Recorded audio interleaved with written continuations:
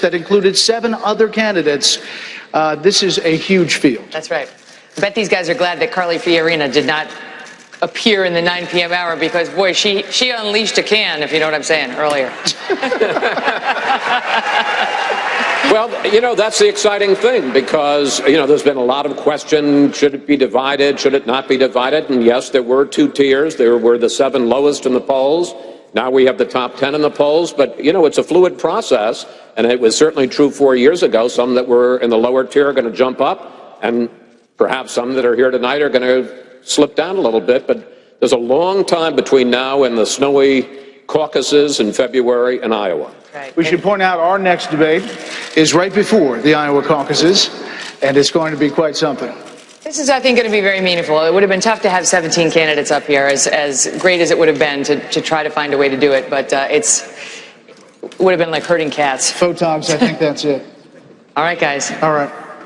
So the audience knows we're going to restart at the top of the hour because that is when the nation believes that this debate starts, not at 8:50.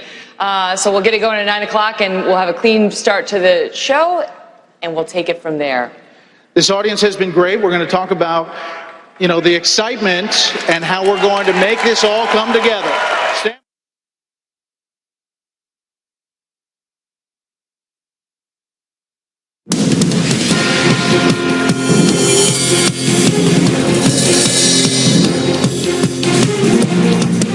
It is 9 p.m. on the East Coast, and the moment of truth has arrived. Welcome to the first debate night of the 2016 presidential campaign, live from Quicken Loans Arena in Cleveland, Ohio. I'm Megyn Kelly, along with my co-moderators, Brett Baer and Chris Wallace.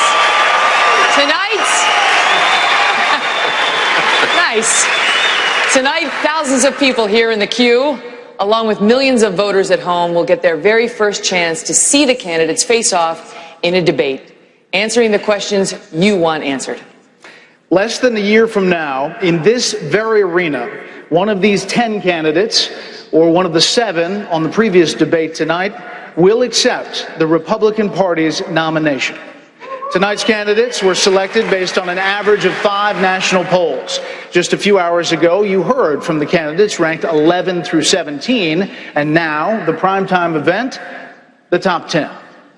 Also of note, Fox News is partnering for tonight's debate with Facebook. For the past several weeks, we've been asking you for questions for the candidates on Facebook. Nearly 6 million of you, 6 million, viewed the debate videos on our site, and more than 40,000 of you submitted questions, some of which you will hear us asking the candidates tonight. As for the candidates who will be answering those questions, here they are, positioned on the stage by how they stand in the polls. In the center of the stage tonight, businessman Donald Trump. Former Florida Governor Jeb Bush. Wisconsin Governor Scott Walker. Former Arkansas Governor Mike Huckabee. Neurosurgeon Dr. Ben Carson. Texas Senator Ted Cruz. Florida Senator Marco Rubio.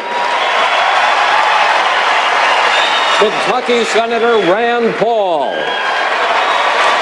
New Jersey Governor Chris Christie. And your very own Governor of Ohio, John Kasich.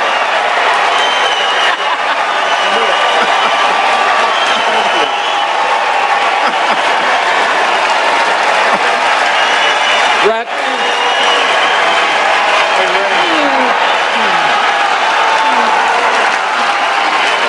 Brett, I think you would call that a home field advantage. It might be. It might be. We'll see. Listen, the rules. Some objections coming. It might be. The rules for tonight are simple. 1 minute for answers, 30 seconds for follow-ups, and if a candidate runs over, you'll hear this. Pleasant, no? We also have a big crowd here with us tonight in the home of the Cavaliers, as I mentioned. And while we expect them to be enthusiastic, as you heard, we don't want to take anything away from the valuable time for the candidates. So we're looking for somewhere between a reaction to a LeBron James dunk and the Cleveland Public Library across the street. Somewhere there we'll find a balance tonight. Without further ado, let's begin. Gentlemen, we know how much you love hand-raising questions. So we promise this is the only one tonight, the only one. Is there anyone on stage, and can I see hands, who is unwilling tonight to pledge your support to the eventual nominee of the Republican Party and pledge to not run an independent campaign against that person? Again, we're looking for you to raise your hand now. Raise your hand now if you won't make that pledge tonight. Mr. Trump. So, Mr. Trump, to be clear, you're standing on a Republican primary debate. I fully understand. The place where the RNC will give the nominee the nod. I fully understand. And that experts say an independent run would almost certainly hand the race over to Democrats and likely another Clinton. You can't say tonight that you can make that pledge. I cannot say. I have to respect the person that if it's not me, the person that wins. If I do win and I'm leading by quite a bit, that's what I want to do. I can totally make that pledge. If I'm the nominee, I will pledge I will not run as an independent. But and I am discussing it with everybody, but I'm talking about a lot of leverage. We want to win, and we will win. But I want to win as the Republican. I want to run as the Republican nominee. So tonight you can't say if another one of these... This is what's wrong. I mean, This is what's wrong. He buys and sells politicians of all stripes. He's already, hey, look, he's already hedging his bet on the Clintons, okay? So if he doesn't run as a Republican, maybe he supports Clinton or maybe runs as an independent. Okay. But I'd say that he's already hedging his bets because he's used to buying politicians. Well, I've given him plenty of money. Just to be clear, you can't make it. We're going to move on. You're not going to make the pledge tonight. I will not make the pledge at this time. Okay. All right. That's what. Gentlemen, our first round of questions is on the subject of electability in the general election. And we start tonight with you, Dr. Carson. You are a successful neurosurgeon, but you admit that you have had to study up when it comes to foreign policy, saying there's a lot to learn. Your critics say that your inexperience shows. You suggested that the Baltic states are not a part of NATO, and just months ago you were unfamiliar with the major political parties and government in Israel. And domestically, you thought Alan Greenspan had been Treasury Secretary instead of Federal Reserve Chair. Aren't these basic mistakes, and don't they raise legitimate questions about whether you are ready to be president? Well, I could take issue with all of those things, but we don't have time. But I will say we have a debate here tonight, and we will have an opportunity to explore those areas. And I'm looking very much forward to demonstrating that, in fact, the thing that is probably most important is having a brain and to be able to figure things out and learn things very rapidly. So, experience comes from a large number of different arenas. And America became a great nation early on, not because it was flooded with politicians, but because it was flooded with people who understood the value of personal responsibility, hard work, creativity, innovation, and that's what will get us on the right track now as well. Senator Rubio, when Jeb Bush announced his candidacy for presidency, he said this: there's no passing off responsibility when you're a governor, no blending into the legislative crowd. Could you please address Governor Bush across the stage here and explain to him why you, someone who has never held executive office, are better prepared to be president than he is, a man who you say did a great job running your state of Florida for 8 years? Well, thank you for the question, Chris, and it's great to be here tonight. Let me begin by saying this. I'm not new to the political process. I was making a contribution as the Speaker of the third largest and most diverse state in the country well before I even got into the Senate. I would add to that this election cannot be a resume competition. It's important to be qualified, but if this election is a resume competition, then Hillary Clinton's going to be the next president, because she's been in office and in government longer than anybody else running here tonight. Here's what this election better be about. This election better be about the future, not the past. It better be about the issues our nation and the world is facing today, not simply the issues we once faced.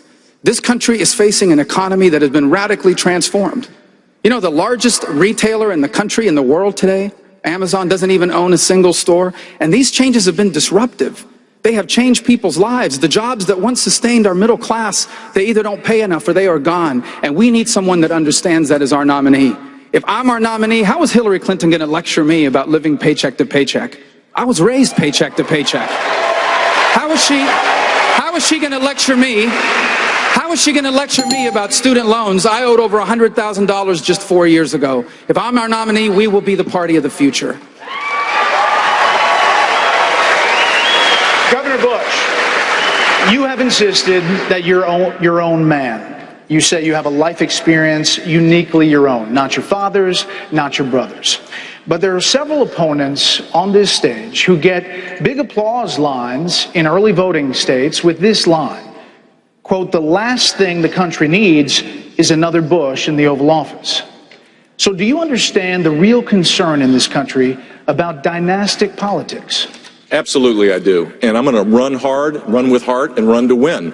I'm going to have to earn this. Maybe the bar is even higher for me. That's fine. I've got a record in Florida. I'm proud of my dad, and I'm certainly proud of my brother. In Florida, they call me Jeb because I earned it. I cut taxes every year, totaling $19 billion. We balanced every budget. We went from $1 billion of reserves to $9 billion of reserves. We were one of 2 states that went to AAA bond rating. They call me Vito Corleone because I vetoed 2,500 separate line items in the budget. I'm my own man. I govern as a conservative, and I govern effectively. And the net effect was, during my 8 years, 1.3 million jobs were created. We left the state better off because I applied conservative principles in a purple state the right way, and people rose up. Thank you, sir. Mr. Trump, one of the things people love about you is you speak your mind and you don't use a politician's filter. However, that is not without its downsides, in particular when it comes to women. You've called women you don't like fat pigs, dogs, slobs, and disgusting animals. Your Twitter account... Only Rosie O'Donnell. No, it wasn't. Your Twitter account...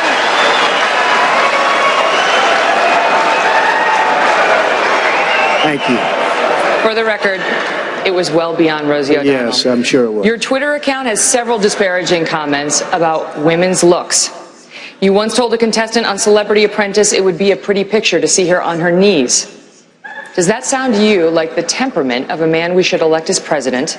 And how will you answer the charge from Hillary Clinton, who is likely to be the Democratic nominee, that you are part of the war on women? I think the big problem this country has is being politically correct. I've been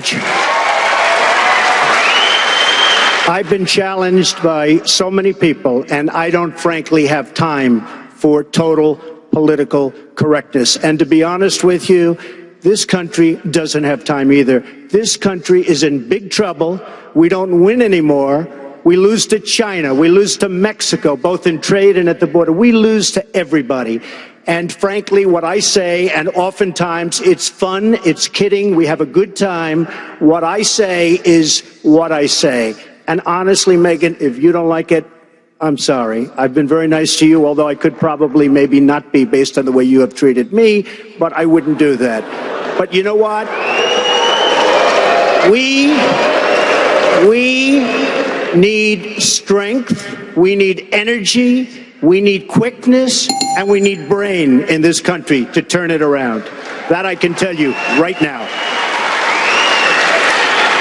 Senator Cruz, your colleague, Senator Paul, right there next to you, said a few months ago he agrees with you on a number of issues, but he says you do nothing to grow the party. He says you feed red meat to the base, but you don't reach out to minorities. You have a toxic relationship with GOP leaders in Congress. You even called the Republican Senate leader, Mitch McConnell, a liar recently. How can you win in 2016 when you're such a divisive figure? Chris, I believe the American people are looking for someone to speak the truth. If you're looking for someone to go to Washington, to go along, to get along, to agree with the career politicians in both parties who get in bed with the lobbyists and special interests, then I ain't your guy. There is a reason that we have $18 trillion in debt. Because as conservatives, as Republicans, we keep winning elections. We got a Republican House, we got a Republican Senate, and we don't have leaders who honor their commitments. I will always tell the truth and do what I said I would do. Governor Christie, you're not exactly the darling of conservatives. You tout your record as a Republican governor in a blue state. On Facebook, the most people talking about you, not surprisingly, come from your state of New Jersey, and one of the top issues they are talking about is the economy. This may be why. Under your watch, New Jersey has undergone 9 credit rating downgrades. The state's 44th in private sector growth. You face an employee pension crisis, and the Garden State has the 3rd highest foreclosure rate in the country. So why should voters believe that your management of the country's finances would be any different? If you think it's bad now, you should have seen it when I got there. Fact is, in the 8 years before I became governor, taxes and fees were raised at the state level 115 times. In the 8 years before I became governor, spending was increased 56%. And in the 8 years before I became governor, there was 0 net private sector job growth in New Jersey. 0. For 8 years. So what did we do? We came in, we balanced an $11 billion deficit on a $29 billion budget by cutting over 800 programs in the state budget. We brought the budget into balance with no tax increases. In fact, we vetoed 5 income tax increases during my time as governor. We cut business taxes $2.3 billion, and we cut regulation by 1/3 of what my predecessor put in place. And what's happened since? 192,000 new private sector jobs in the 5.5 years I've been governor. We have a lot of work to do in New Jersey, but I am darn proud of how we've brought our state back. Thank you, Governor Walker, you have consistently said that you want to make abortion illegal, even in cases of rape, incest, or to save the life of the mother. You recently signed an abortion law in Wisconsin that does have an exception for the mother's life, but you are on record as having objected to it. Would you really let a mother die rather than have an abortion? And with 83% of the American public in favor of a life exception, are you two out of the mainstream on this issue to win the general election? Well, I'm pro-life. I've always been pro-life. And I've got a position I think is consistent with many Americans out there in that I believe that is an unborn child that's in need of protection out there. And I've said many a time that unborn child can be protected, and there are many other alternatives that will also protect the life of that mother. That's been consistently proven. Unlike Hillary Clinton, who has a radical position in terms of support for Planned Parenthood, I defunded Planned Parenthood more than 4 years ago, long before any of these videos came out. I've got a position that's in line with everyday America. Governor Huckabee, like Governor Walker, you have staked out strong positions on social issues. You favor a constitutional amendment banning same-sex marriages. You favor a constitutional amendment banning abortions, except for the life of the mother. Millions of people in this country agree with you, but according to the polls, and again, this is an electability question, according to the polls, more people don't. So how do you persuade enough independents and Democrats to get elected in 2016? Chris, I disagree with the idea that the real issue is a constitutional amendment. That's a long and difficult process. I've actually taken a position that's bolder than that. A lot of people are talking about defunding Planned Parenthood as if that's a huge game changer. I think it's time to do something even more bold.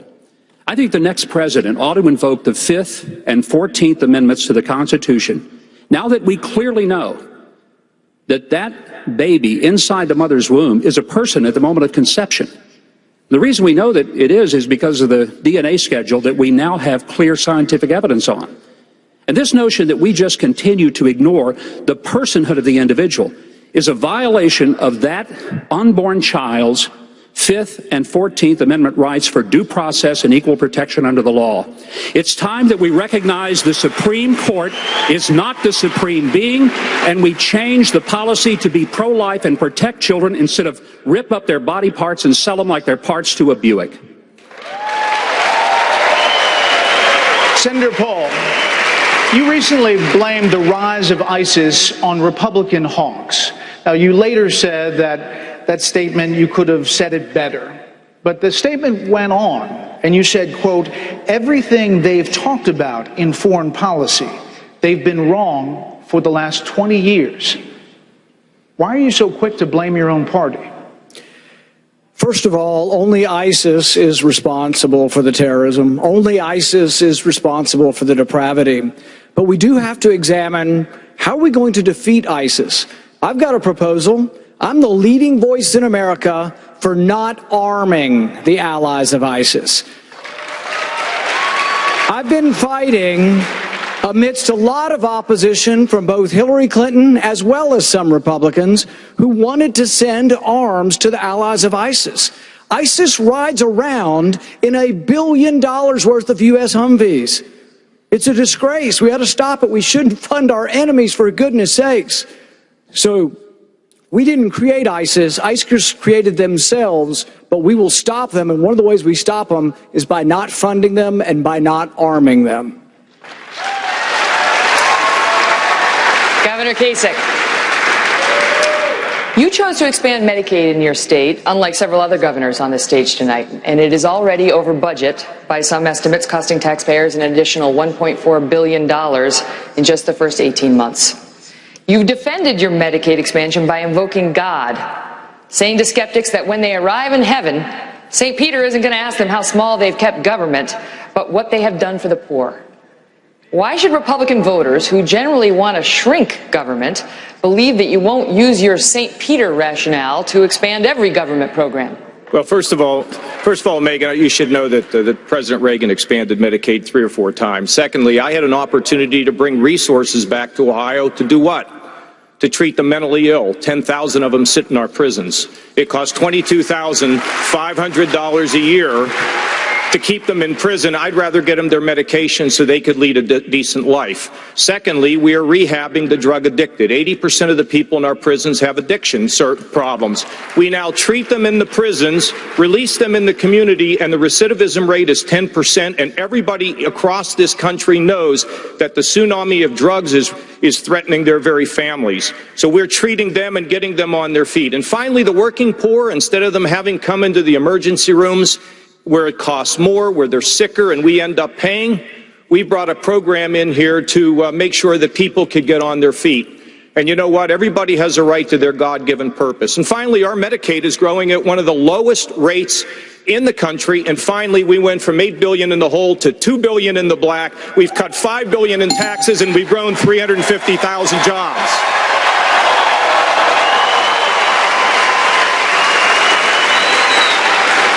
Gentlemen, we're turning to a new subject that all of you have been talking about and some of you have been disagreeing about, and that is the issue of immigration. Governor Bush, you released a new plan this week on illegal immigration, focusing on enforcement, which some suggest is your effort to show that you're not soft on that issue. I want to ask you about a statement that you made last year about illegal immigrants, and here's what you said. They broke the law, but it's not a felony. It's an act of love.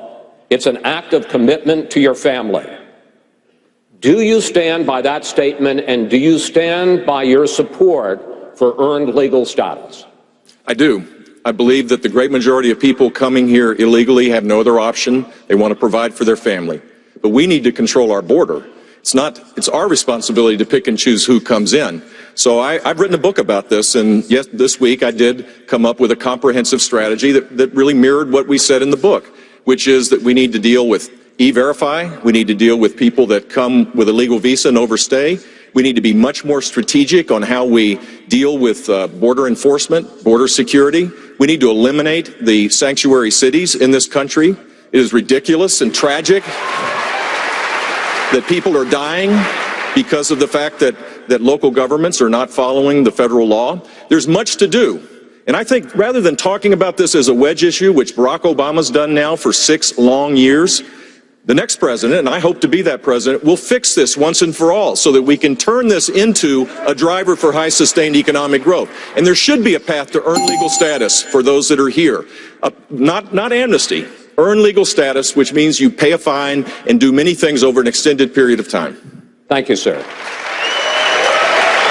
Mr. Trump, it has not escaped anybody's notice that you say that the Mexican government is sending criminals, rapists, drug dealers across the border. Governor Bush has called those remarks, quote, extraordinarily ugly. I'd like you're right next to him, talk to him directly and say how you respond to that. And you have repeatedly said that you have evidence that the Mexican government is doing this, but that you have evidence you have refused or declined to share. Why not use this first Republican presidential debate to share your proof with the American people? So, if it weren't for me, you wouldn't even be talking about illegal immigration, Chris. You wouldn't even be talking about it. This was not a subject that was on anybody's mind until I brought it up at my announcement, and I said Mexico is sending.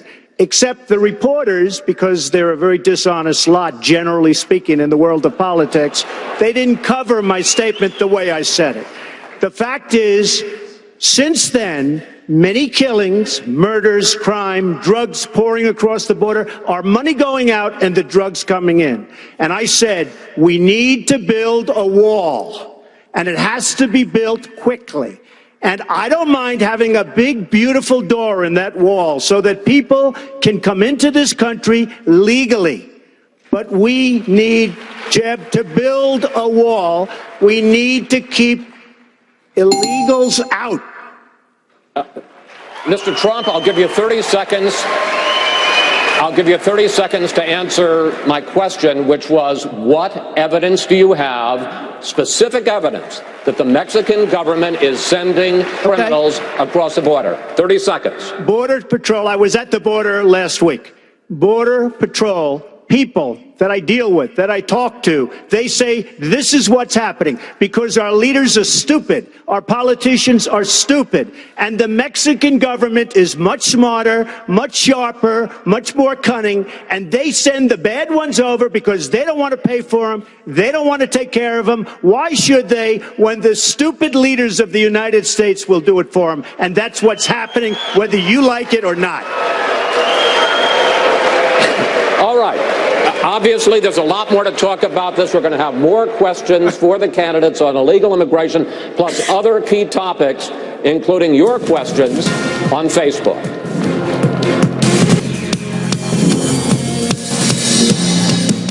Welcome back to Fox News Facebook Republican Debate Night. We're going to continue the questions now on illegal immigration. We kind of ended with a cliffhanger there, so let's continue the conversation. Governor Kasich, I know you don't like to talk about Donald Trump, but I do want to ask you about the merit of what he just said.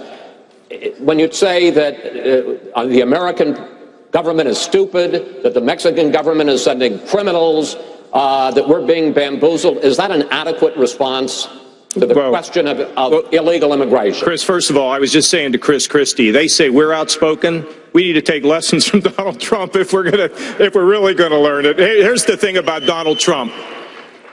Donald Trump's hitting a nerve in this country. He is. He's hitting a nerve. People are frustrated. They're fed up. They don't think the government is working for them. And for people that want to just tune him out, they're making a mistake. Now, he's got his solutions. Some of us have other solutions. You know, look, I balanced the federal budget as one of the chief architects when I was in Washington. Hadn't been done since. I was a military reformer. I took the state of Ohio from an $8 billion hole and a 350,000 job loss to a $2 billion surplus and a gain of 350,000 jobs. Respectfully, can we talk about illegal immigration? But the point is that we all have solutions. Mr. Trump is touching a nerve because people want the wall to be built. They want to see an end to illegal immigration. They want to see it, and we all do. But we all have different ways of getting there, and you're going to hear from all of us tonight about what our ideas are. All right. Well, Senator Rubio, let me see if I can do better with you. Yeah.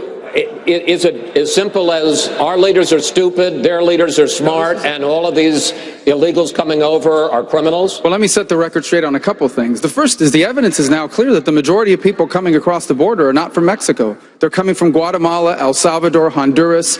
Those countries are the source of the people that are now coming in its majority. I also believe we need a fence. The problem is if El Chapo builds a tunnel under the fence, we have to be able to deal with that too.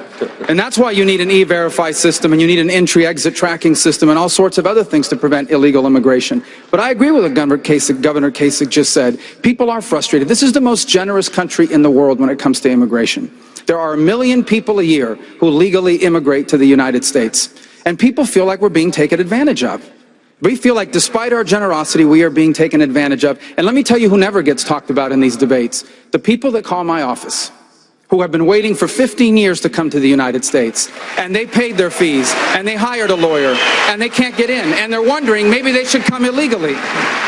And so these are important issues, and we should address it. It's a serious problem that needs to be addressed. And otherwise, we're going to keep talking about this for the next 30 years like we have for the last 30 years. Governor Walker, from 2002 till as recently as 2013, just 2 years ago, you supported comprehensive immigration reform, including a path to citizenship. Now you say that was a quick reaction to something you hadn't really thought about and that you've changed your mind. Other than politics, could you explain why in the last 2 years you've changed your position on a path to citizenship, and are there other past positions that we shouldn't hold you to? Yeah, well, Chris, I actually said it on your show earlier this year. I flat out said, I acknowledge that. I said I actually listened to the American people, and I think people across America want a leader who's actually going to listen to them.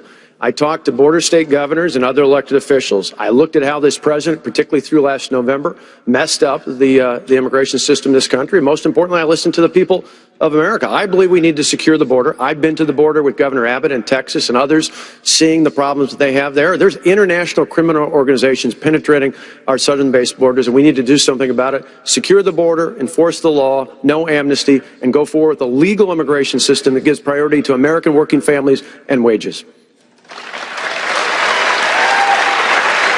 Senator Cruz, some 1,400 people submitted questions on this very hot topic of illegal immigration on Facebook, and a number of them were about the murder of Kate Steinle in San Francisco, allegedly shot down by an illegal. Doug Betancourt sent this question: will you support Kate Steinle's law, which would impose a mandatory 5-year prison term for an illegal who's deported and then returns to this country? And will you defund sanctuary cities for violating federal law?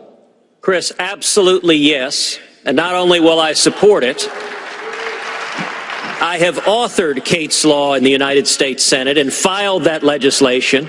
I tried to get the Senate to vote to pass Kate's law on the floor of the Senate just 1 week ago, and the leader of our own party blocked a vote on Kate's law. You know, there was reference made to our leaders being stupid. It's not a question of stupidity. It's that they don't want to enforce the immigration laws.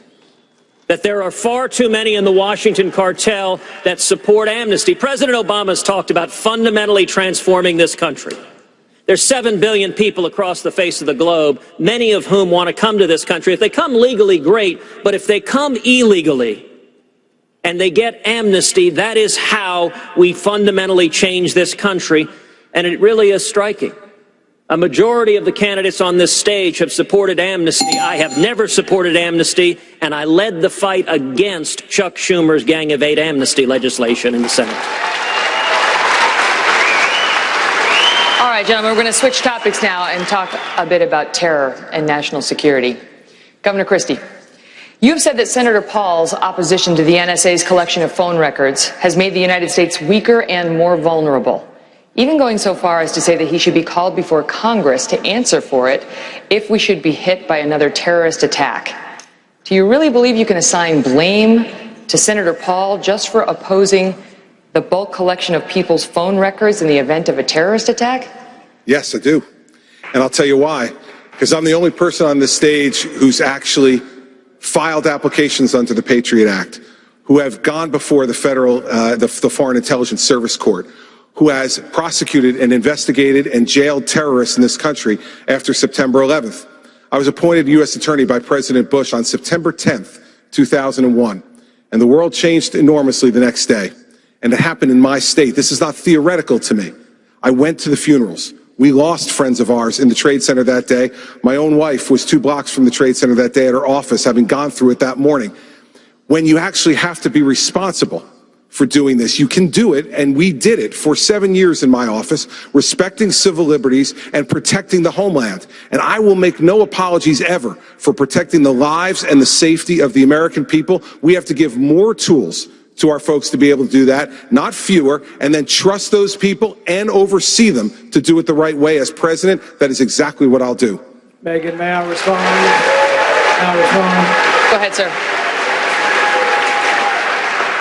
I want to collect more records from terrorists, but less records from innocent Americans.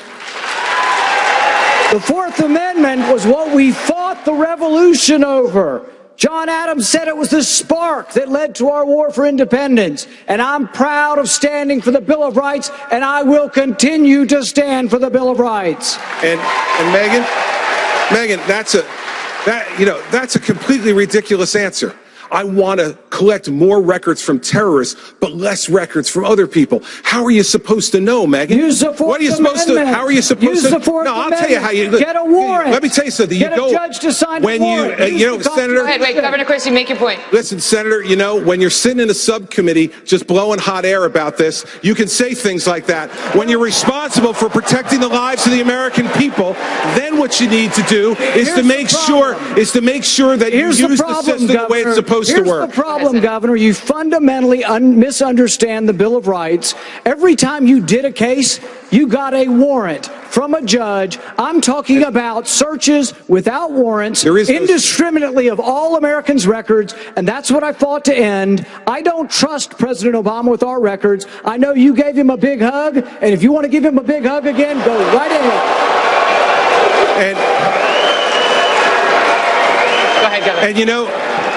And Senator Paul, the hugs that I remember are the hugs that I gave to the families who lost their people on September 11th. Those are the hugs I remember, and those had nothing to do with politics, unlike what you're doing by cutting speeches on the floor of the Senate, then putting them on the internet within a half an hour to raise money for your campaign, and while still putting our country at risk. All right, we're going to cut it off there.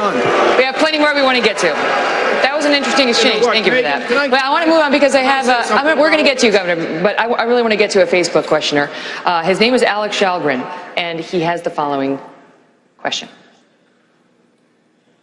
My question is, how would the candidates stop the treacherous actions of ISIL, and its growing influence in the U.S. if they were to become president? Senator Cruz, I want to talk to you about this because many of the Facebook users and the folks on Facebook wanted the candidates to speak to ISIS tonight. You asked the chairman of the Joint Chiefs a question. What would it take to destroy ISIS in 90 days? He told you ISIS will only be truly destroyed once they are rejected by the populations in which they hide. And then you accused him of pushing Medicaid for the Iraqis. How would you destroy ISIS in 90 days? Megan, we need a commander-in-chief that speaks the truth. We will not defeat radical Islamic terrorism so long as we have a president unwilling to utter the words radical Islamic terrorism.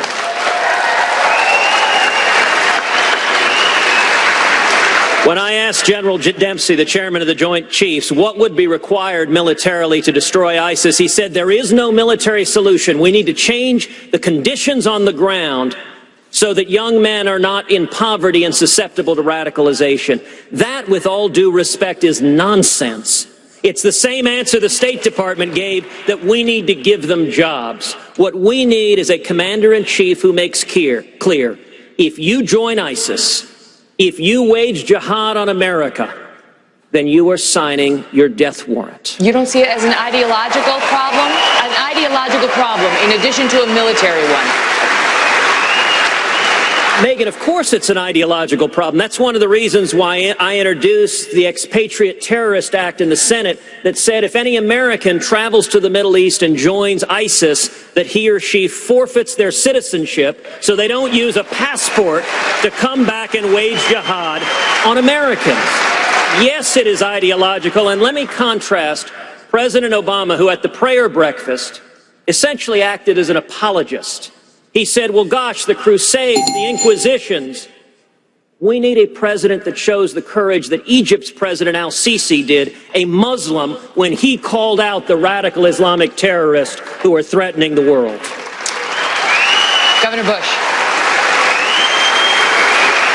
For days on end in this campaign, you struggled to answer a question about whether, knowing what we know now, you would have invaded Iraq. Megan.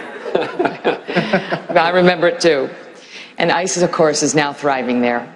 You finally said no. To the families of those who died in that war, who say they liberated a country and deposed a ruthless dictator, how do you look at them now and say your brother's war was a mistake?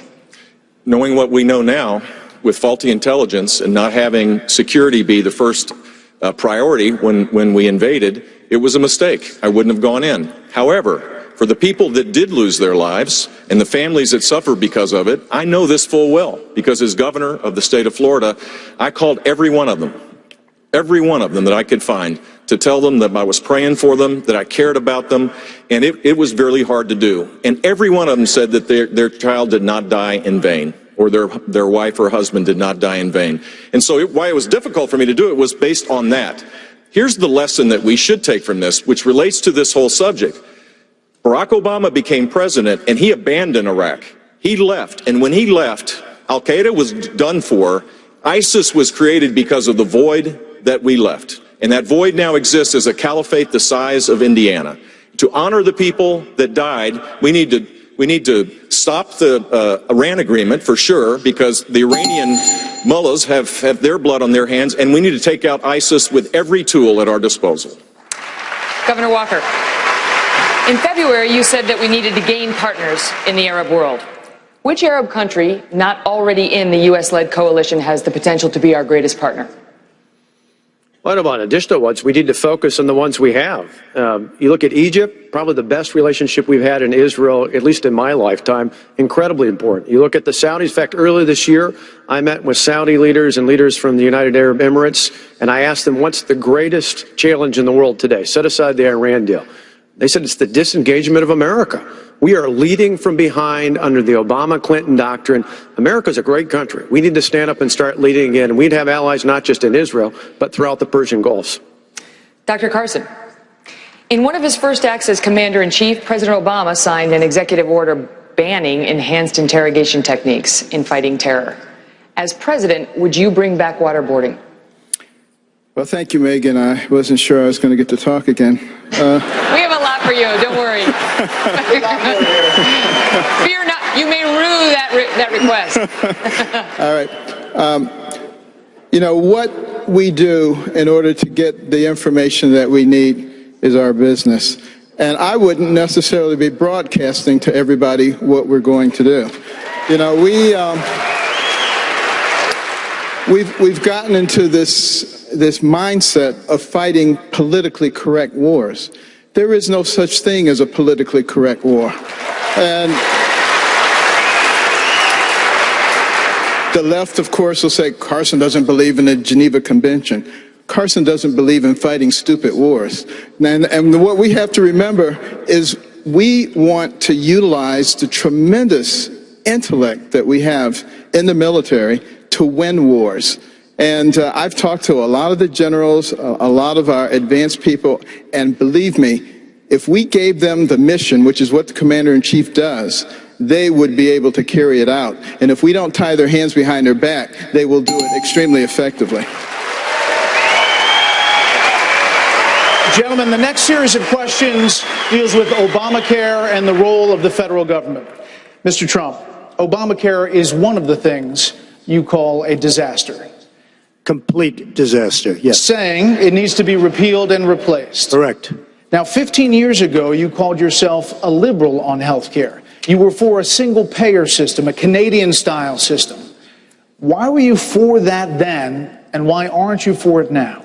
First of all, I'd like to just go back to in July of 2004, I came out strongly against the war with Iraq because it was going to destabilize the Middle East. And I'm the only one on the stage that knew that and had the vision to say it. And that's exactly what happened. The Middle East became totally destabilized. So I just want to say, as far as single payer, it works in Canada. It works incredibly well in Scotland. It could have worked in a different age, which is the age you're talking about here.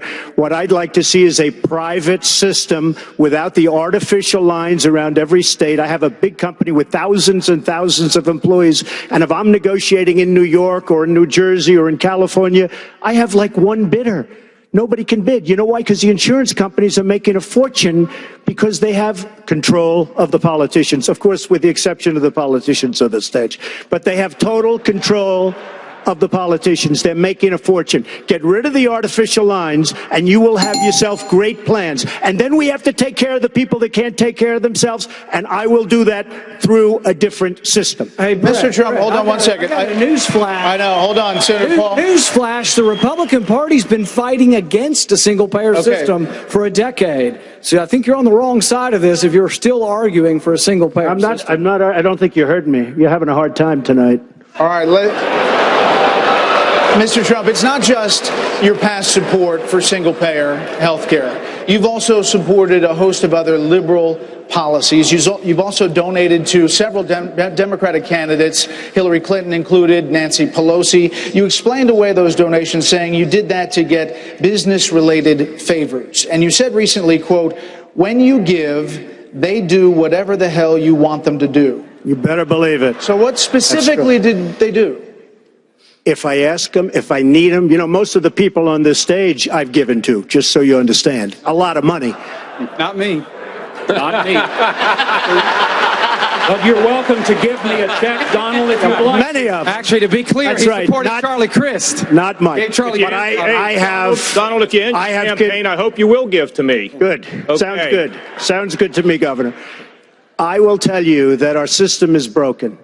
I give to many people. Before 2 months ago, I was a businessman. I give to everybody. When they call, I give. And you know what? When I need something from them, 2 years later, 3 years later, I call them. They are there for me. So and that's a broken system. So what'd you get from Hillary Clinton and Nancy Pelosi? Well, I'll tell you what. With Hillary Clinton, I said, be at my wedding, and she came to my wedding. You know why? She had no choice because I gave. I gave to a foundation that, frankly, that foundation is supposed to do good. I didn't know her money would be used on private jets going all over the world. It was. But Mr. Trump, thank you. Hold on. We're gonna move on. We'll come back to you, Governor Walker. Just 1 second on this, though. We spend a lot of time talking about Hillary Clinton and pitting us back and forth. Let's be clear. We should be talking about Hillary Clinton on that last subject, because everywhere in the world that Hillary Clinton touched is more messed up today than before she and the We have many questions to come. Many questions to come. Governor Huckabee, on Facebook, John Pritzrioni asks this: will you abolish or take away the powers and cut the size of the EPA, the IRS, the Department of Education? Now, broadly, the size of government is a big concern for Facebook users, Facebook persons, as well as, obviously, conservatives. But year after year, decade after decade, there are promises from Republicans to shrink government. But year after year, decade after decade, it doesn't happen. In fact, it gets bigger, even under Republican politicians. So the question is, at this point, is the government simply too big for any one person, even a Republican, to shrink? It's not too big to shrink. But the problem is we have a Wall Street to Washington axis of power that has controlled the political climate. The donor class feeds the political class, who does the dance that the donor class wants. And the result is federal government keeps getting bigger. Every person on this stage who has been a governor will tell you that the biggest fight they had was not the other party, wasn't even the legislature. It was the federal government, who continually put mandates on the states that we had to suck up and pay for. And the fact is, there are a lot of things happening at the federal level that are absolutely beyond the jurisdiction of the Constitution. This is power that should be shifted back to the states, whether it's the EPA. There is no role at the federal level for the Department of Education.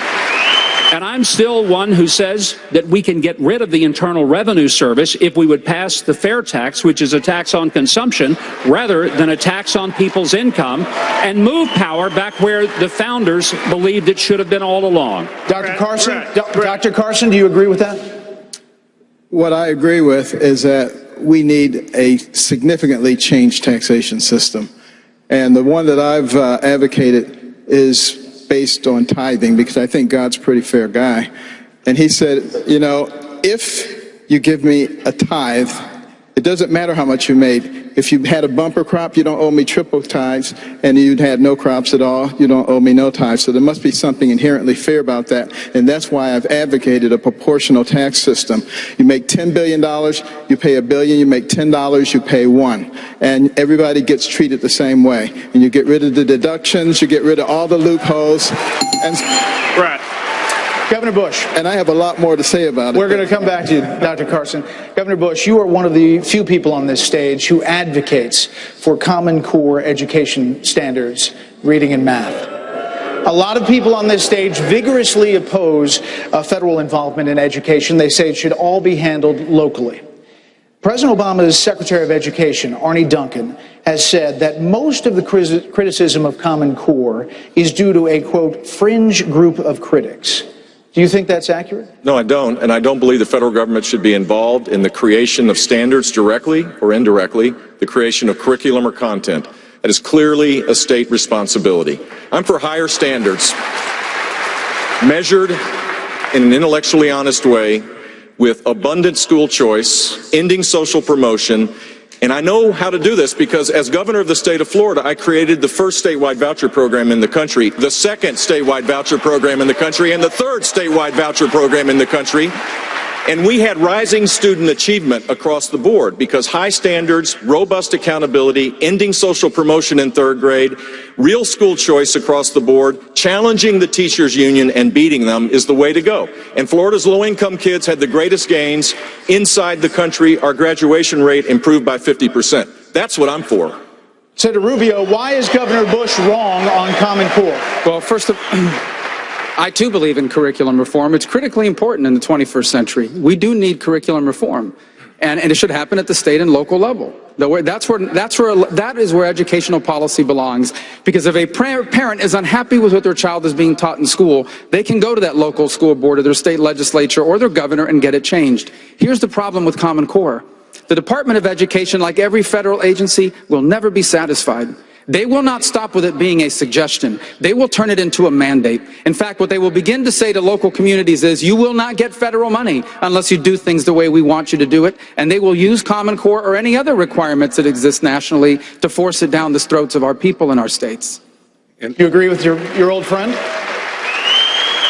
He's definitely my friend, and I think the states ought to create these standards. And if states want to opt out of Common Core, fine. Just make sure your standards are high. Because today in America, a third of our kids, after we spend more per student than any country in the world other than a couple of rounding errors, to be honest with you, 30% are college and or career ready. If we are going to compete in this world we're in today, there's no possible way we can do it with lowering expectations and dumbing down everything. Children are going to suffer and families' hearts are going to be broken that their kids won't be able to get a job in the 21st century. We have many more questions coming on a host of topics here from Quicken Loans Arena in Cleveland. Stay with us.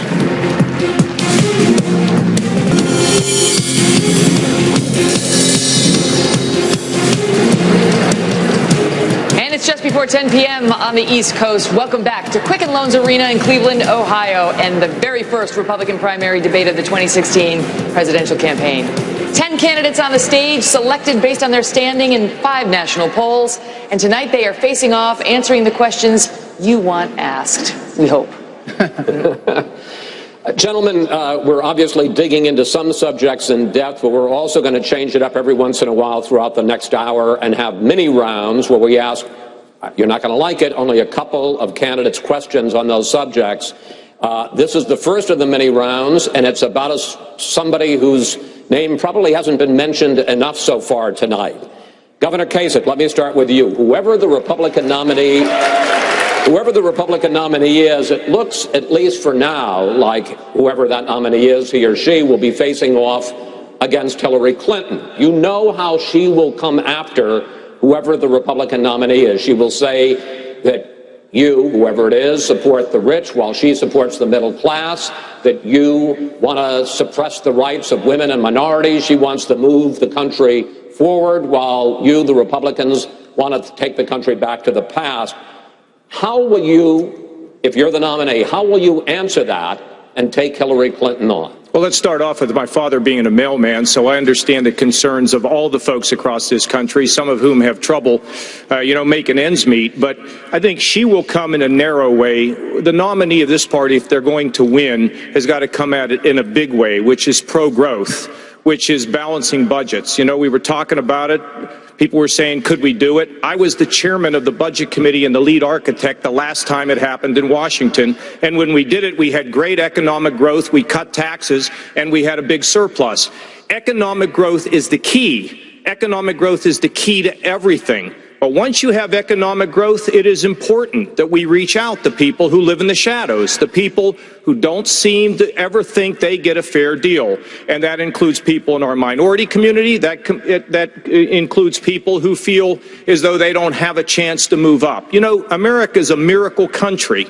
And we have to restore the sense that the miracle will apply to you. Each and every one of the people in this country who's watching tonight, lift everybody, unite everybody, and build a stronger United States of America again. It will be and can be done. I know that all of you would like to answer this question, but we're only going to ask one other candidate before we move on to a different subject. Dr. Carson, basically same question to you. If Hillary Clinton is the nominee and she comes at you with that kind of line of attack, how will you take her on? If Hillary is the candidate, which I doubt, that would be a dream come true. But, the fact of the matter is, she is the epitome of the secular progressive movement. And she counts on the fact that people are uninformed, the Alinsky model, taking advantage of useful idiots. Well, I just happen to believe that people are not stupid. And the way I will come at it is to educate people, help people to actually understand that is that progressive movement that is causing them the problems.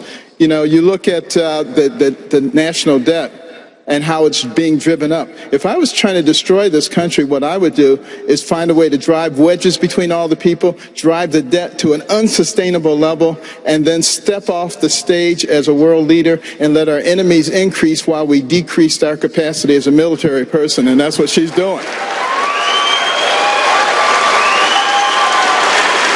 Gentlemen, we're going to turn now to the subject of the economy, jobs, and money and the government. And Governor Bush, I'm going to start with you.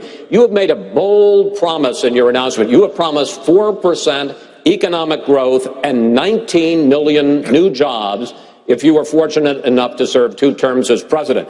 That many jobs, 19 million, would be triple what your father and your brother accomplished together.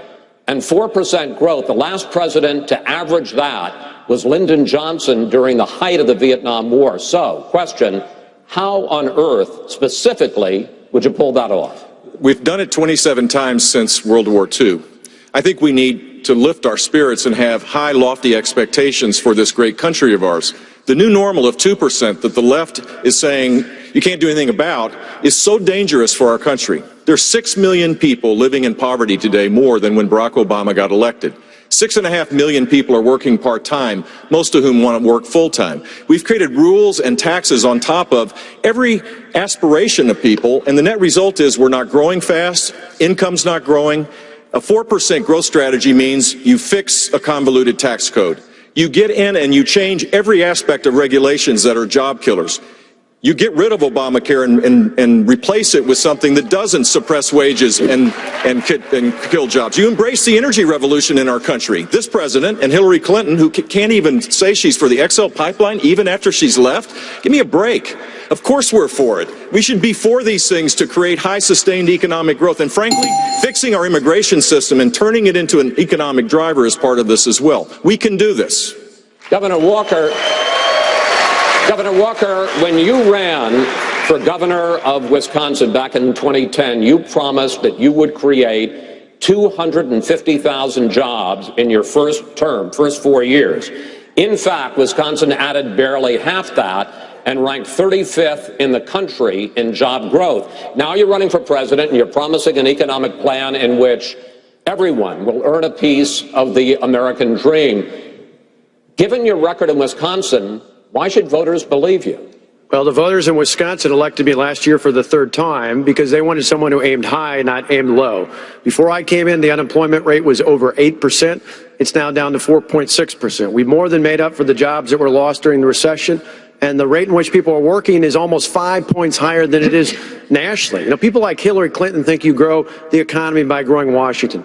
One report last year showed that 6 of the top 10 wealthiest counties in America were in or around Washington, D.C. I think most of us in America understand that people, not the government, creates jobs. And one of the best things we can do is get the government out of the way, repeal Obamacare, rein in all the out-of-control regulations, put in place an all-the-above energy policy, give people the education and skills that they need to succeed, and lower the tax rate and reform the tax code. That's what I'll do as president, just like I did in Wisconsin. Governor Christie, I want to engage you and Governor Huckabee in a subject that is a big issue in both of your campaigns, and that is entitlement reform. You say that to save the system, you want to raise the retirement age, have to raise the retirement age, and to cut benefits for Social Security and Medicare. And you say that some of the candidates here on the stage are lying. Governor Huckabee says he can save Social Security and Medicare without doing any of that. Is he lying? No, he's not lying. He's just wrong. I mean, so there's a difference. Listen, I'm the only guy on the stage who's put out a detailed 12-point plan on entitlement reform, and here's why. Because 71% of federal spending right now is on entitlements and debt service. 71%. And we have spent the last hour and 5 minutes talking about the other 29%, and no time on the 71%. And that makes no sense. Now, let me tell you exactly what we would do on Social Security. Yes, we'd raise the retirement age 2 years and phase it in over 25 years. That means we'd raise it 1 month a year for 25 years when we're all living longer and living better lives. Secondly, we would means test Social Security for those who are making over $200,000 a year in retirement income and who have $4 to $5 million in liquid assets saved. They don't need that Social Security check. Social Security is meant to be to make sure that no one who's worked hard and played by the rules and paid into the system grows old in poverty in America. If we don't deal with this problem, it will bankrupt our country or lead to massive tax increases, neither one that we want in this country. Governor Huckabee, you say that changing entitlements, the kind of thing that Governor Christie is talking about, would be breaking a promise to the American people. And you say that you can keep those programs, save Social Security, save Medicare, without those kinds of reforms through a fair tax, which is a broad tax on consumption. Please explain to Governor Christie how that would work and how you could save these programs without the kind of painful reforms he says we need. Let's all be reminded 60 million Americans are on Social Security. 60 million. A third of those people depend on 90% of their income from Social Security. Nobody in this country is on Social Security because they made the decision when they were starting work at 14 that they wanted to entrust some of their money with the government. The government took it out of their check whether they wanted them to or not. And if a person goes to 65, they're going to spend 51 years with the government reaching into their pocket at every paycheck. Now, here's the point. Whose fault is it that the system is screwed up? Is it the recipients or is it the government? And if Congress wants to mess with the retirement program, why don't we let them start by changing their retirement program and not have one, instead of talking about getting rid of Social Security and Medicare that was robbed $700 billion to pay for Obamacare? It's always that the government figures that they can do this off the backs of people, many of whom are poor and depend on that money. And I just think it's fundamentally lying to the people and stealing from them, and we shouldn't be doing it. Well, Chris, 30 seconds. Yeah, sure. I don't disagree with ending Congress's retirement program. I'm a governor. I don't have a retirement program in my state, and I don't disagree with that. But here's the news for the American people. He's complaining about the lying and stealing. The lying and stealing has already occurred. The trust fund is filled with IOUs.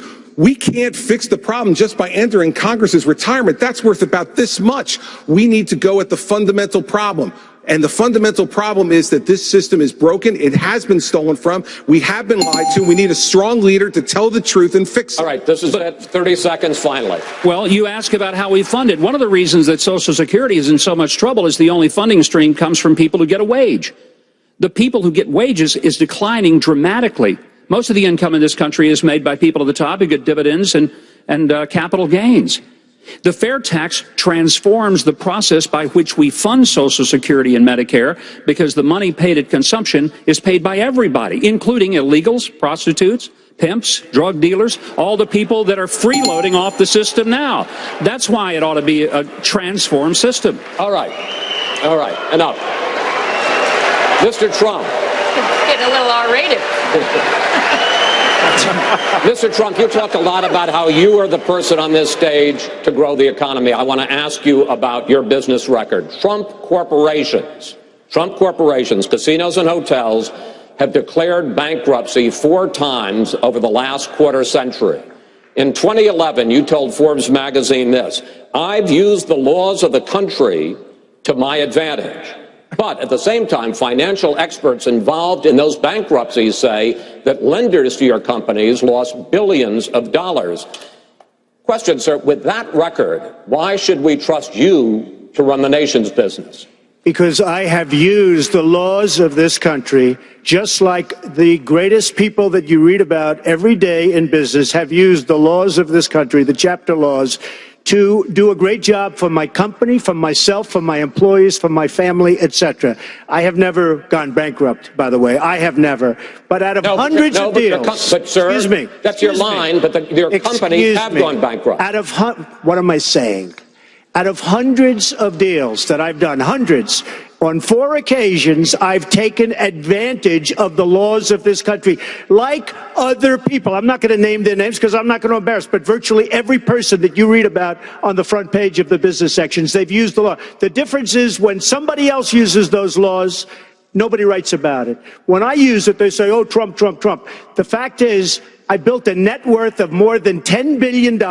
I have a great, great company. I employ thousands of people, and I'm very proud of the job I did. Again, Chris, hundreds and hundreds of deals. 4 times I've taken advantage of the laws, and frankly, so has everybody else in my position. Well, sir, let's just talk about the latest example, which is Trump Entertainment Resorts, which went bankrupt in 2009. In that case alone, lenders to your company lost over $1 billion and more than 1,100 people were laid off. Well, is that the way that you run the country? Let me just tell you about the lenders. First of all, these lenders aren't babies. These are total killers. These are not the nice, sweet little people that you think, okay? You know, I mean, you're living in a world of the make-believe, Chris. You want to know the truth. And I had the good sense to leave Atlantic City, which, by the way, Caesars just went bankrupt. Every company, Chris can tell you, every company virtually in Atlantic City went bankrupt. Every company. And let me just tell you, I had the good sense, and I've gotten a lot of credit in the financial pages. 7 years ago, I left Atlantic City before it totally cratered, and I made a lot of money in Atlantic City, and I'm very proud of it. I want to tell you that. Very, very proud of it. And by the way, this country right now owes $19 trillion, and they need somebody like me to straighten out that mess. Senator Rubio, more than 3,000 people sent us questions about the economy and jobs on Facebook. And here is a video question from Tanya Sialko from Philadelphia. Here she is. Please describe one action you would do to make the economic environment more favorable for small businesses and entrepreneurs and anyone dreaming of opening their own business. That's a great question. Senator, how do you answer Tanya? That's a great question. First of all, it begins by having leaders that recognize that the economy we live in today is dramatically different from the one we had 5 years ago. It's an economy that now has placed us in global competition with dozens of other countries around the world.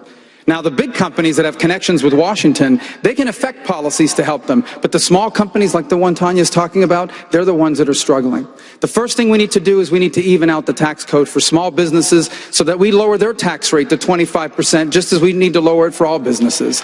We need to have a regulatory budget in America that limits the amount of regulations on our economy. We need to repeal and replace Obamacare. And we need to improve higher education so that people can have access to the skills they need for 21st century jobs. And last but not least, we need to repeal Dodd-Frank. It is eviscerating small businesses and small banks. Over 40% of small and mid-sized banks that loan money to small businesses have been wiped out since Dodd-Frank has passed. We need to repeal and replace Dodd-Frank. We need to make America fair again for all businesses, but especially those being run by small business owners. Senator Rubio, thank you. Gentlemen, another question for a few of you. Just yesterday, President Obama criticized Republican lawmakers trying to block the Iran deal, calling them knee-jerk partisans, adding that hardliners in Iran who chant death to America were, quote, making common cause with the Republican caucus. Here's what two of your opponents on the 5 p.m. debate stage said about Iran. I will tell you one thing, I would a whole lot rather had Carly Fiorina over there doing our negotiation than John Kerry. Maybe we would have gotten a deal where we didn't give everything away. But the issue for us is to have a Congress that stands up and says not only no, but hell no to this money going to a regime that is going to use it for terror. When America does not lead, the world is a dangerous and a tragic place. This is a bad deal. Obama broke every rule of negotiation. Yes, our allies are not perfect, but Iran is at the heart of most of the evil that is going on in the Middle East through their proxy. Now, I want to ask a few of you this. First, Governor Walker, you've said that you would tear up the Iran deal on day one. If this deal is undone, what then? Well, first off, let's remember, I still remember as a kid tying a yellow ribbon around the tree in front of my house during the 444 days that Iran held 52 Americans hostage. Iran is not a place we should be doing business with. To me, you terminate the deal on day one. You reinstate the sanctions authorized by Congress. You go to Congress and put in place even more crippling sanctions in place, and then you convince our allies to do the same. This is not just bad with Iran. This is bad with ISIS. It is tied together, and once and for all, we need a leader who's going to stand up and do something about it. It's yet another example of the failed foreign policy of the Obama-Clinton doctrine. Senator Paul, would you tear up the deal on day one? I oppose the Iranian deal and will vote against it. I don't think that the president negotiated from a position of strength, but I don't immediately discount negotiations. I'm a Reagan conservative. Reagan did negotiate with the Soviets, but you have to negotiate from a position of strength, and I think President Obama gave away too much too early.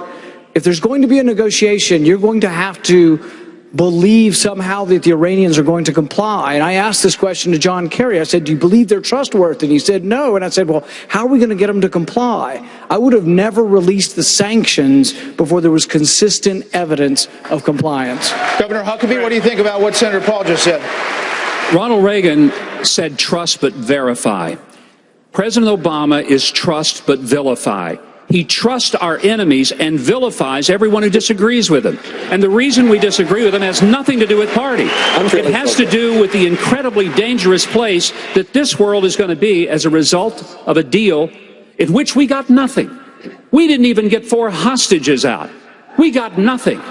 And Iran gets everything they want. We said we would have anywhere, anytime negotiations and inspections. We gave that up. We said that we would make sure that they didn't have any nuclear capacity. We gave that up. The president can't tell us what we got. I'll tell you what the world got. The world has a burgeoning nuclear power that didn't, as the Soviets say, we might defend ourselves in a war. What the Iranians have said is, we will wipe Israel off the face of the map, and we will bring death to America. When someone points a gun at your head and loads it, by God, you ought to take them seriously, and we need to take that seriously. Thank you, gentlemen. Well, the first debate night of the 2016 presidential campaign continues from Cleveland after a short time out. Stick around. Social.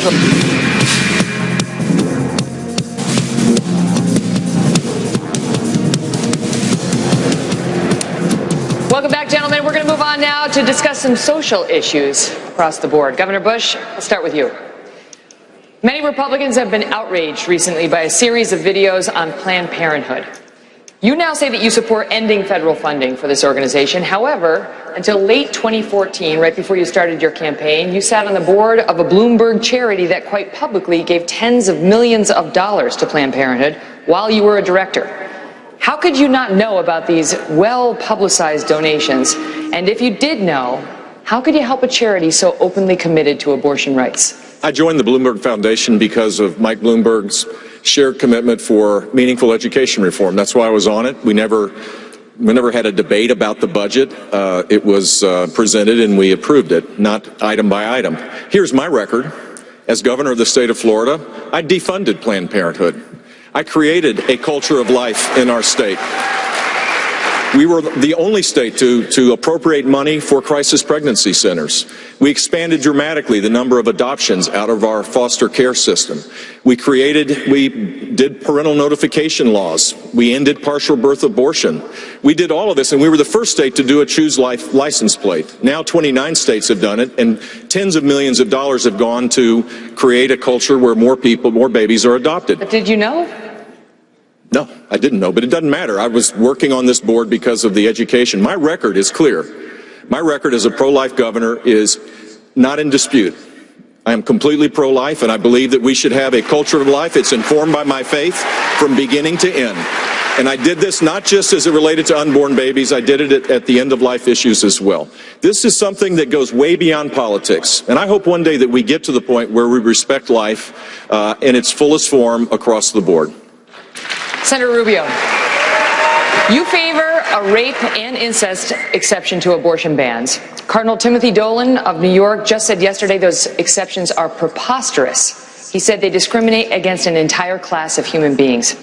If you believe that life begins at conception, as you say you do, how do you justify ending a life just because it begins violently through no fault of the baby? Well, Megan, first of all, I'm not sure that that's a correct assessment of my record. I would go on to add that I believe all You don't favor a rape and an incest exception? I have never said that, and I have never advocated that. What I have advocated is that we pass law in this country that says all human life at every stage of its development is worthy of protection. In fact, I think that law already exists. It's called the Constitution of the United States. And let me go further. I believe that every single human being is entitled to the protection of our laws, whether they can vote or not, whether they can speak or not, whether they can hire a lawyer or not, whether they have a birth certificate or not. And I think future generations will look back at this history of our country and call us barbarians for murdering millions of babies who we never gave them a chance to live. Mr. Trump, in 1999, you said you were, quote, very pro-choice, even supporting partial birth abortion. You favored an assault weapons ban as well. In 2004, you said in most cases you identified as a Democrat. Even in this campaign, your critics say you often sound more like a Democrat than a Republican, calling several of your opponents on this stage things like clowns and puppets. When did you actually become a Republican?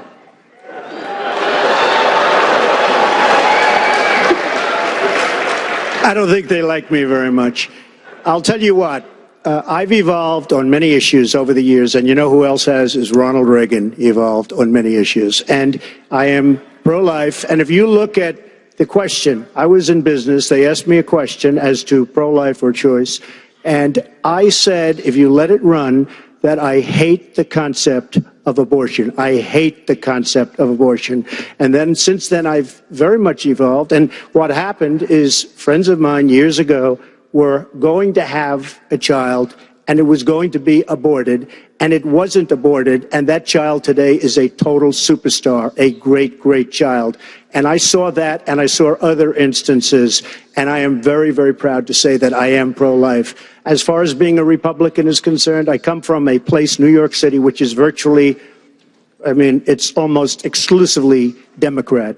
And I have really started to see some of the negatives. As an example, and I have a lot of liking for this man, but the last number of months of his brother's administration were a catastrophe. And unfortunately, those few months gave us President Obama, and you can't be happy about that. Governor Bush, I want to ask you, on the subject of name-calling of your fellow candidates. A story appeared today quoting an anonymous GOP donor who said you called Mr. Trump a clown, a buffoon, something else that cannot be repeated on television. None of which is true. Is it true? No, it's not true. But I have said that Mr. Trump's language is divisive. I want to win. I want one of these people here, or the ones at 5 o'clock, to be the next president of the United States.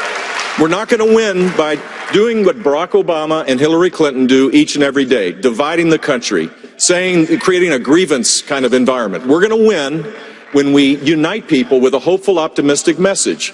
I have that message because I was a governor of a state that saw people lifted up because we had high sustained economic growth. Our economy grew at double the rate of the nation. We created 1.3 million jobs. We led the nation 7 out of those 8 years. We were only one of 2 states that went to AAA bond rating. I cut taxes $19 billion. If you do that and apply conservative principles the right way, you create an environment where everybody rises up. That's how we're going to win. Campaigning in places to give people hope that their life is better because too many people are suffering today in America. Mr. Trump, 30 seconds. Well, first of all, Jeb, I am very happy that you denied that, and I appreciate that very much. I mean, he's a true gentleman. He really is. The one thing he did say about, and I mean that, the one thing he did say about me, however, was my tone, and I also understand that. But when you have people that are cutting Christians' heads off, when you have a world at the border and at so many places that it's medieval times, it's almost got to be as bad as it ever was in terms of the violence and the horror. We don't have time for tone. We have to go out and get the job done. Subject of gay marriage and religious liberty. Governor Kasich, if you had a son or daughter who was gay or lesbian, how would you explain to them your opposition to same-sex marriage? Well, look, I'm an old-fashioned person here, and I happen to believe in traditional marriage. But I've also said the court has ruled. But how would you explain to your child? Megan, the court has ruled, and I said we'll accept it. And guess what? I just went to a wedding of a friend of mine who happens to be gay. Because somebody doesn't think the way I do, doesn't mean that I can't care about them or I can't love them. So if one of my daughters happened to be that, of course I would love them and I would accept them, because you know what? That's what we're taught when we have strong faith. So issues like that are planted to divide us. I think the simple fact of the matter is, and this is where I would agree with Jeb, and I've been saying it all along, we need to give everybody a chance, treat everybody with respect, and let them share in this great American dream that we have, Megan. So, look, I'm going to love my daughters. I'm going to love them no matter what they do, because you know what? God gives me unconditional love. I'm going to give it to my family and my friends and the people around me. Senator Paul. In the wake of the Supreme Court's ruling on same-sex marriage, Carol Fox on Facebook wants to know the following. Quote, what will you do to ensure Christians are not prosecuted for speaking out against gay marriage? And will Christians be forced to conduct business that conflicts with their religious beliefs? Look, I don't want my marriage or my guns registered in Washington. And if people have an opinion that's a religious opinion that is heartily felt, obviously they should be allowed to practice that, and no government should interfere with them. One of the things that really got to me was the thing in Houston where you had the government, the mayor, actually trying to get the sermons of ministers. When the government tries to invade the church to enforce its own opinion on marriage, that's when it's time to resist. Governor Walker. Many in the Black Lives Matter movement and beyond believe that overly aggressive police officers targeting young African Americans is the civil rights issue of our time. Do you agree? And if so, how do you plan to address it? If not, why not? Well, I think the most important thing we can do when it comes to policing is something you've had a guest on who's a friend of mine, Milwaukee County Sheriff David Clark, who's talked to me many times about this in the past. It's about training. It's about making sure that law enforcement professionals, not only on the way in to their positions, but all the way through their time, have the proper training, particularly when it comes to use of force, and that we protect and stand up and support those men and women who are doing their jobs in law enforcement. And for the very few that don't, that there are consequences to show that we treat everyone the same here in America. Thank you. Coming up, more of our debate, including questions about President Obama's foreign policy and these guys and their better ideas. Coming up.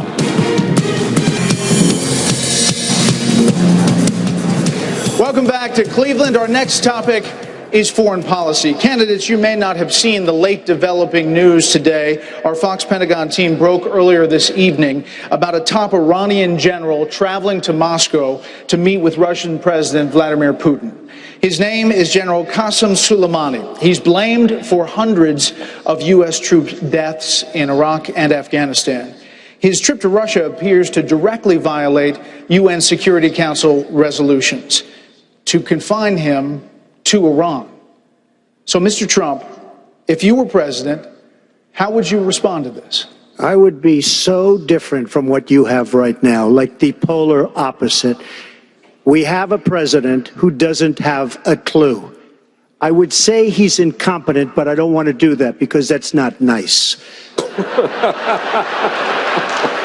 But if you look at the deals we make, whether it's the nuclear deal with 24-hour periods, and by the way, before you get to the 24 hours, you have to go through a system. You look at Sergeant Bergdahl. We get Bergdahl, a traitor, and they get 5 of the big, great killers, leaders that they want. We have people in Washington that don't know what they're doing. Now, I agree. Now, with Iran, we're making a deal. You would say, we want him. We want him. We want our prisoners. We want all these things. We don't get anything. We're giving them $150 billion plus. They are going to be, I'll tell you what, if Iran was a stock, you folks should go out and buy it right now because you'll quadruple. What's happened in Iran is a disgrace, and it's going to lead to destruction in large portions of the world. Another new development today. Senior defense officials tell Fox they strongly suspect Russia was behind a cyber attack on the chairman of the Joint Chiefs Office, emails. This comes in the wake of the Director of National Intelligence blaming the Chinese for the largest ever cyber attack, stealing personal data of tens of millions of Americans. Senator Cruz, in your view, have Russia and China committed acts of cyber war? And if you were president, what would you do about it? Well, Brett, of course they have. And over the last 6.5 years, we've seen the consequences of the Obama-Clinton foreign policy. Leading from behind is a disaster.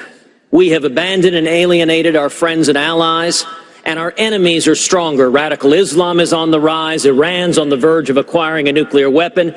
China is waging cyber warfare against America. Russia, General Soleimani, you just mentioned, the Iranian general, is the head of the Al-Quds forces. He's directly responsible for the murder of over 500 American servicemen in Iraq. And part of this Iranian deal was lifting the international sanctions on General Soleimani. The day General Soleimani flew back from Moscow to Iran was the day we believed that Russia used cyber warfare against the Joint Chiefs. We need a new commander-in-chief that will stand up to our enemies and that will have credibility. It is worth emphasizing that Iran released our hostages in 1981, the day Ronald Reagan was sworn into office. Dr. Carson, in August of 2012, President Obama famously declared that if Syrian President Bashar al-Assad used chemical weapons, quote, that's a red line for us, and that there would be enormous consequences. 1 year later, with overwhelming evidence that Assad had in fact used chemical weapons and crossed that red line, President Obama declined to use military force against the Assad regime. As president, would you have used military force there? Well, what we have to stop and think about is the fact that we have weakened ourselves militarily to such an extent that it affects all of our military policies. Our Navy is at its smallest size since 1917. Our Air Force since 1940. In recent testimony, the Commandant of the Marine Corps said half of the non-deployed units were not ready. And, the sequester is cutting the heart out of our personnel. Our generals are retiring because they don't want to be part of this. And at the same time, our enemies are increasing. Our friends can't trust us anymore. Ukraine was a nuclear-armed state They gave away their nuclear arms with the understanding that we would protect them. We won't even give them offensive weapons. You know, we turned our back on Israel, our ally, you know, and in a situation like that, of course, Obama's not going to be able to do anything. I would shore up our military first, because if you don't get the military right, nothing else is going to work. Governor Walker, as president, what would you do if Russian President Vladimir Putin started a campaign to destabilize NATO allies Estonia, Latvia, Lithuania, mirroring the actions Putin took at the early days of Ukraine? Well, first off, for the cyber attack with Russia the other day, it's sad to think right now, but probably the Russian and Chinese government know more about Hillary Clinton's email server than do the members of the United States Congress. And that has put our national security at risk. If I'm president, he won't think about that. You know, Putin believes in the old Lenin adage that you probe with bayonets. When you find mush, you push. When you find steel, you stop. Under Obama and Clinton, we found a lot of mush over the last few years. We need to have a national security that puts steel in front of our enemies.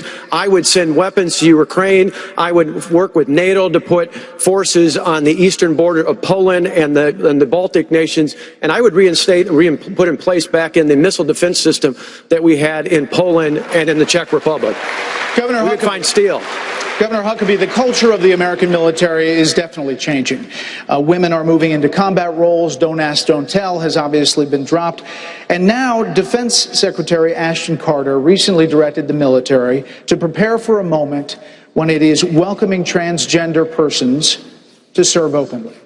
As Commander-in-Chief, how would you handle that? The military is not a social experiment. The purpose of the military is kill people and break things.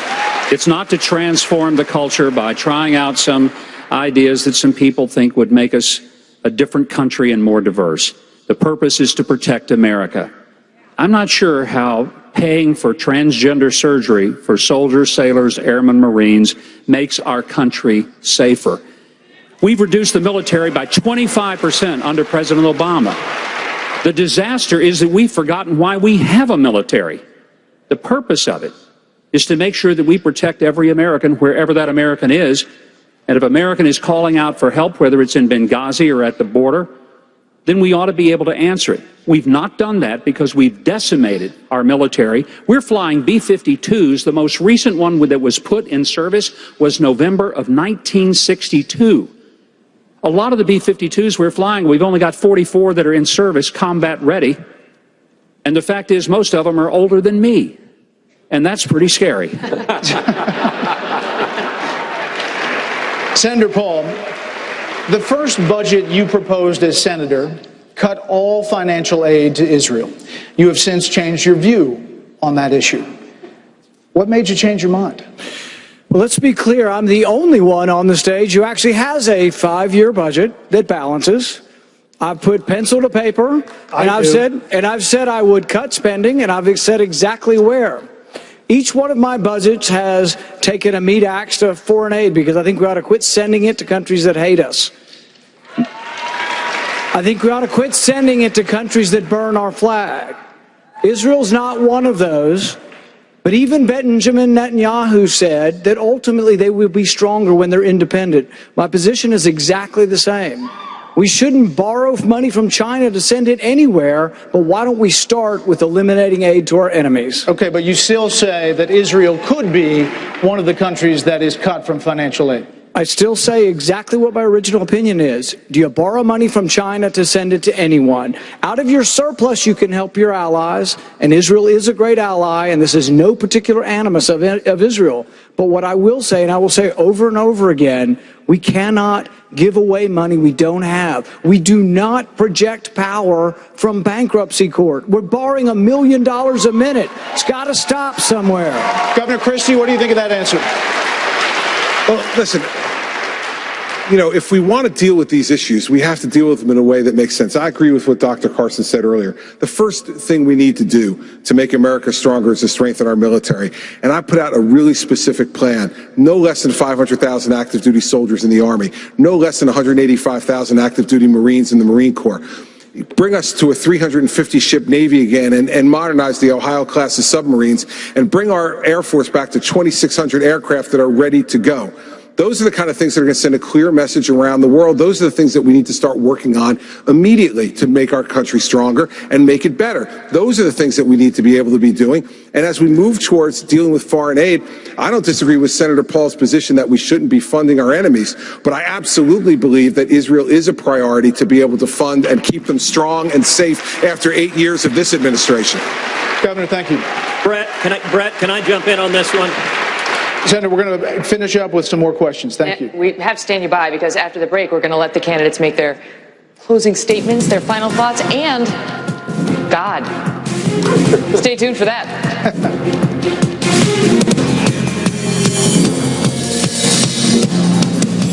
Welcome back. In our final moments here together, we're going to allow the candidates to offer their final thoughts. But first, we want to ask them an interesting closing question from Chase Norton on Facebook, who wants to know this of the candidates. I want to know if any of them have received a word from God on what they should do and take care of first. Senator Cruz, start from you. Any word from God? Well, I am blessed to receive a word from God every day and receiving the Scriptures and reading the Scriptures, and God speaks through the Bible. I'm the son of a pastor and an evangelist, and I've described many times how my father, when I was a child, was an alcoholic. He wasn't a Christian, and my father left my mother and left me when I was just 3 years old, and someone invited him to Clay Road Baptist Church, and he gave his heart to Jesus, and it turned him around, and he got on a plane, and he flew back to my mother and me. I would also note that the Scripture tells us, you shall know them by their fruits. We see lots of campaign conservatives.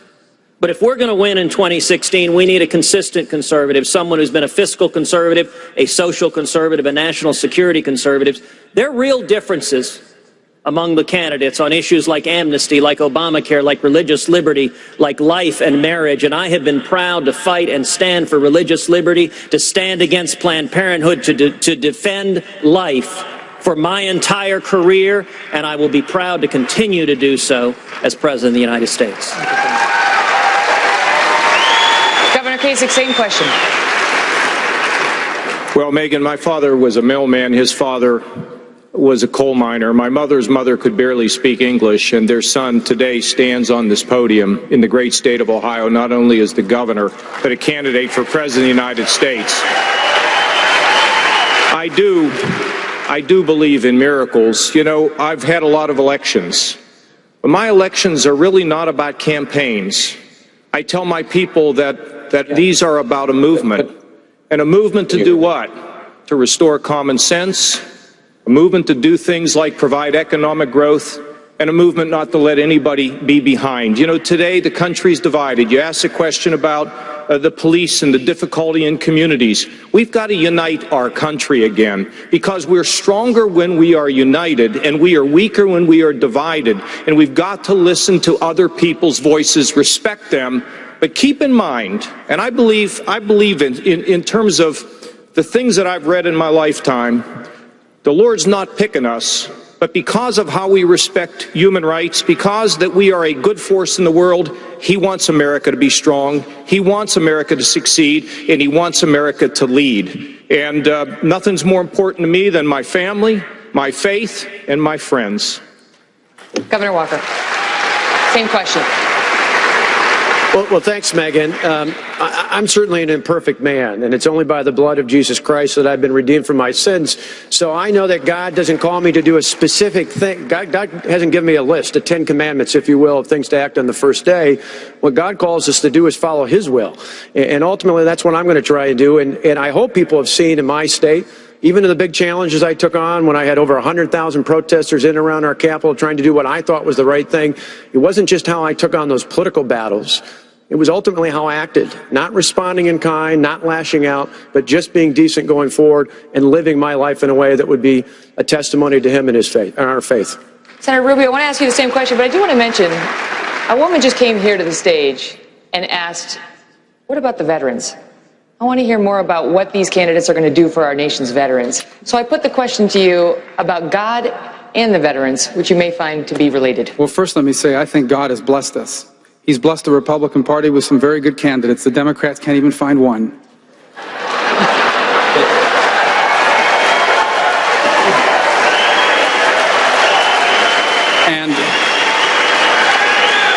And I believe God has blessed our country. This country's been extraordinarily blessed, and we have honored that blessing, and that's why God has continued to bless us.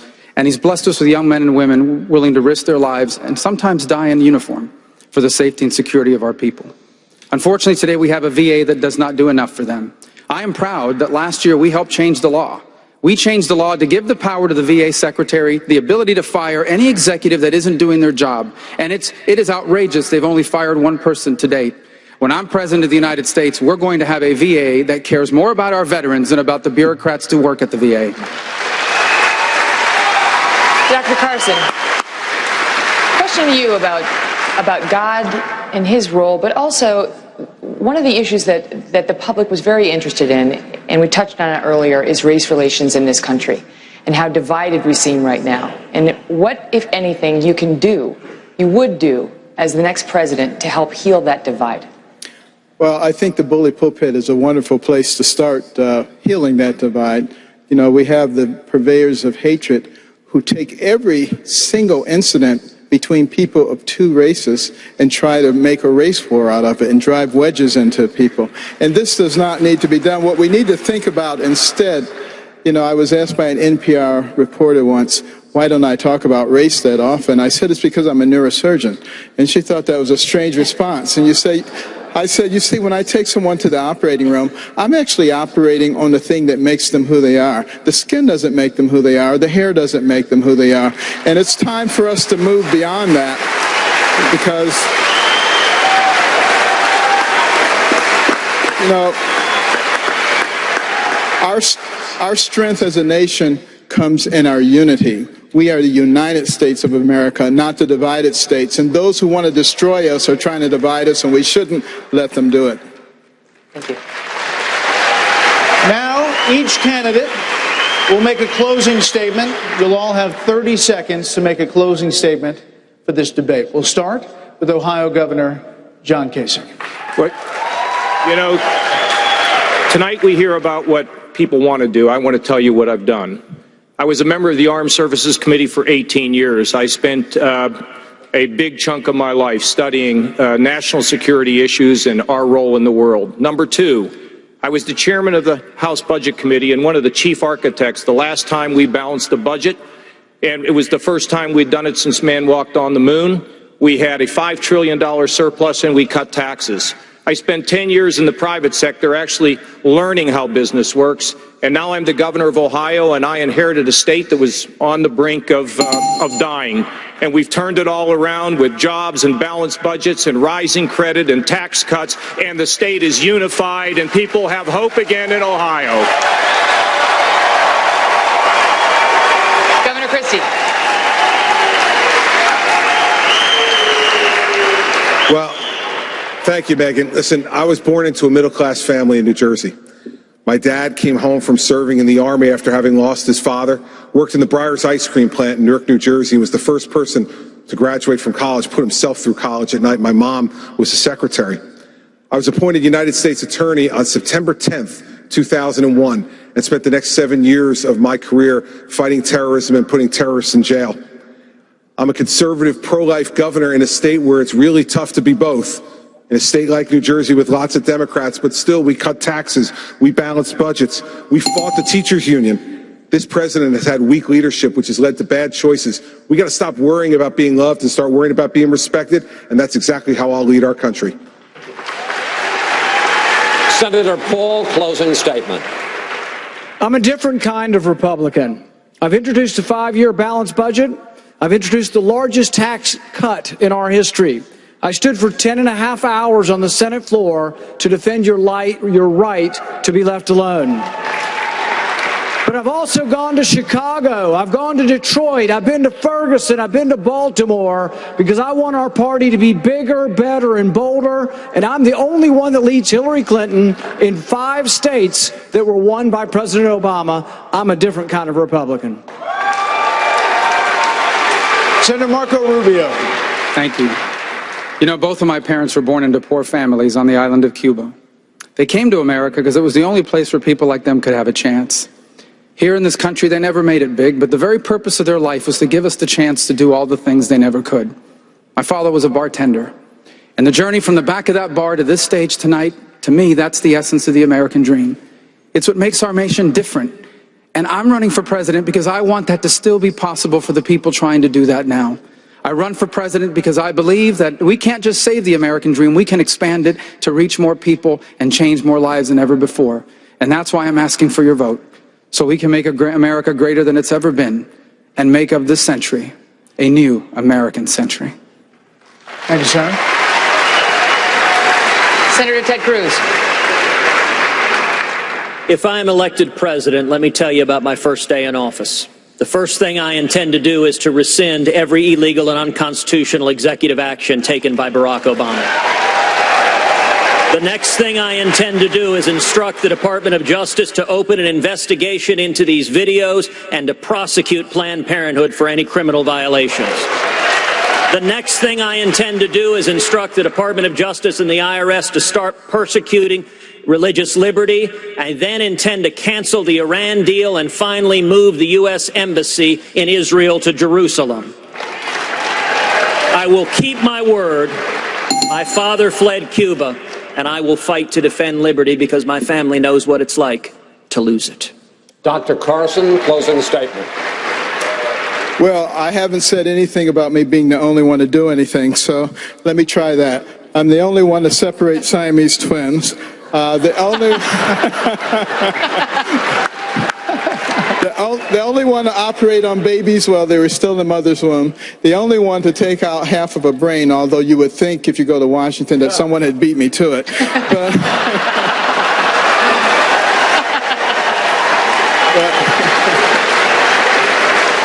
But I'm very hopeful that I'm not the only one who's willing to pick up the baton of freedom, because freedom is not free and we must fight for it every day. Every one of us must fight for it because we're fighting for our children and the next generation. Governor Mike Huckabee, closing statement. It seems like this election has been a whole lot about a person who's very high in the polls, but doesn't have a clue about how to govern, a person who has been filled with scandals and who could not lead. And of course, I'm talking about Hillary Clinton.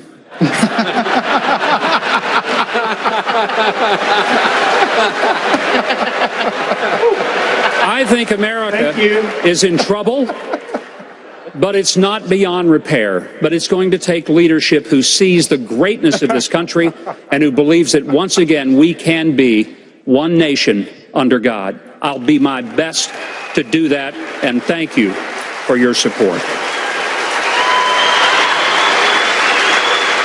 Governor Scott Walker. Thanks. I'm a guy with a wife and 2 kids and a Harley. One article called me aggressively normal.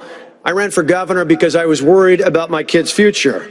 Then I took on the big government union bosses, and we won. They tried to recall me, and we won. They targeted us again, and we won. We balanced the budget, cut taxes, and turned our state around with big, bold reforms. It wasn't too late for Wisconsin, and it's not too late for America. That's why I asked for your vote. Governor Bush, closing statement, sir. Here's what I believe. I believe we're at the verge of the greatest time to be alive in this world. But Washington is holding us back. How we tax, how we regulate. We're not embracing the energy revolution in our midst, a broken immigration system that has been politicized rather than turning it into an economic driver. We're not protecting and preserving our entitlement system or reforming for the next generation. All these things languish while we have politicians in Washington using these as wedge issues. Here's my commitment to you, because I did it as Florida. We can fix these things. We can grow economically and restore America's leadership in the world so that everybody has a chance to rise up. I humbly ask for your vote whenever you're going to get to vote, whenever the primary is. Thank you all very much. Mr. Trump, closing statement, sir. Our country is in serious trouble. We don't win anymore. We don't beat China in trade. We don't beat Japan with their millions and millions of cars coming into this country in trade. We can't beat Mexico at the border or in trade. We can't do anything right. Our military has to be strengthened. Our vets have to be taken care of. We have to end Obamacare, and we have to make our country great again, and I will do that. Thank you. Thank you. Gentlemen, thank you. It's over. That's it. You relieved?